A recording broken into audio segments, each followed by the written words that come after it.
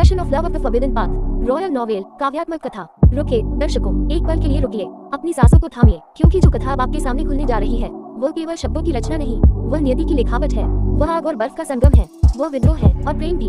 भीड़ के अथाह सागर में जहाँ हजारों चेहरे थे, हजारों दिशाएं थी और अनगिनत जीवन अपने अपने रास्तों पर दौड़ रहे थे, वहाँ एक क्षण ठिठक गया, एक दूसरी दृष्टि, एक अनायास ठहराव, और उसी क्षण समय की नसों में बिजली सी दौड़ गई। लिंडसे की आंखों के सामने दयुन च्वांग हवा को चीरता हुआ निकल गया, तेज, उग्र और अजेय। पर उस उड़ान के साथ केवल एक वाहन नहीं गुजरा, उसके साथ लिंडसे का अब तक का शांत जीवन भी टूटकर बिखर गया, क्योंकि जो देखा गया था वह केवल गति नहीं थी, वह नियति की दस्तक थी। 20 वर्षों की नींद, 20 वर्षों से, हाँ पूरे 20 वर्षों से एक व्यवस्था मौन थी, एक ऐसी शक्ति जो उसके भीतर निष्क्रिय श्वास की तरह सोई पड़ी थी। न कोई संकेत, न कोई उत्तर, केवल एक मौन प्रतीक्षा। और फिर उस दिन वह जाग उठी। 20 वर्षों बाद सिस्टम सक्रिय हुआ और उसकी पहली ही आज्ञा ऐसी थी कि स्वयं भाग्य भी हल्की सी मुस्कान ओढ़ ले। स्वामी से बंधो, उसे जीतना होगा, और उससे प्रेम भी।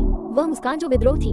लिंडसे ठिठका नहीं, न चौंका, न घबराया। उसके होठों पर एक हल्की सी मुस्कान उभरी, ठंडी, तेज और आत्मविश्वास से भरी, क्योंकि यह आदेश उसके लिए बोझ नहीं था, ये तो वही था जो उसका हृदय पहले ही स्वीकार कर चुका था। उसकी गुरु, वह स्त्री जो साधना की दुनिया में किंवदंती थी, ठंडी, सुंदर और अपार शक्ति की स्वामिनी। यदि ऐसे में विश्वासघात न बने तो फिर कौन बने? लुओ हानयान, बर्फ की महारानी। उसकी गुरु लुओ हानयान, बर्फ सी शांत, चांद सी उजली और तलवार सी निर्दय। उसकी उपस्थिति मात्र से तापमान गिर जाता था। उसकी आंखों में हिमालय की ऊंचाइयां थी, अडिग, निर्मम और शाश्वत। उसका हृदय इतना ठंडा था कि संसार की आग भी ठिठक जाए। वह प्रेम से परे थी, भावनाओं से परे, कमजोरी से परे, या कम से कम वह स्वयं ऐसा मानती थी। शरीर और आत्मा का बंधन, पर नियति इतनी साधारण नहीं होती। उसने केवल भावनाएं नहीं जोड़ी थी, उसने शरीर और आत्मा दोनों को बांध दिया था। दोनों के पास थे शीर्ष स्तर के द्वैत साधना शरीर, एक सच्चा यांग शरीर, दूसरा परम यिन शरीर, अत्यधिक शीत, अत्यधिक ऊष्मा। दो ध्रुव जो अलग रहकर स्वयं को नष्ट कर लेते पर साथ आकर अनंत बन जाते। वे एक दूसरे के बिना अधूरे थे और साथ होकर संपूर्ण। नियति का लिखा मार्ग, नियति ने उनके लिए केवल एक ही मार्ग लिखा था,